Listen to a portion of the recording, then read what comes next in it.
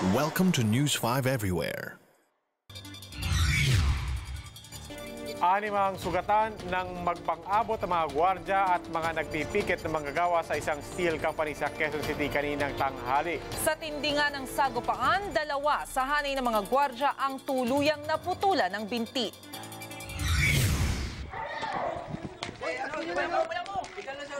Sa kuha ito ng isang nagpipikit na trabahador ng Pentagon Steel Corporation, makikita ang pag-ulan ng mga malalaking tipak ng bato. Nangyari raw ito kaninang tanghali.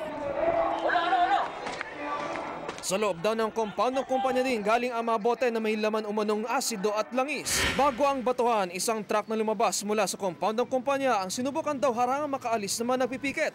Ang mga gwardya naman pinigilan ang mga nagpipikit. Dito na nagsimulang magkasakitan ang dalawang panig. Kasi usually sir, pag lalabas ko, kinakalsuhan nila. Ako may hawak kong bakal. Kung kakalsuhan, ipagtulak ko sana yung bakal. Tapos yung nangyari kanina? Yung nangyari kanina sir, nagigit na sir, tinulak ng realista. Tinulak yung mga... Kasama namin kwarta sir. Matapos ang kaguluhan, 3 mula sa hanay ng mga nagpipikit ang sugatan. Samantalang 3 security guard naman ang nagulungan ng truck. Isa sa kanila ang kritikal, habang 2 pa naman ang naputulan ng binti. Hanggang binuelo yung truck para makalabas.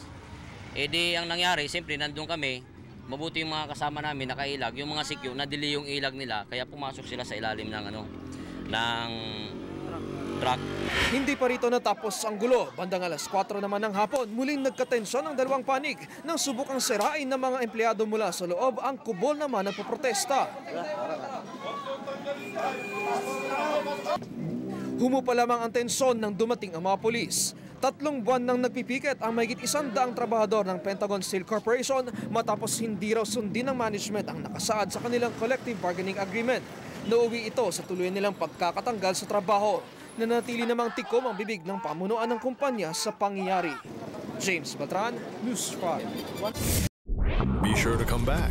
News 5 Everywhere. Copyright 2013.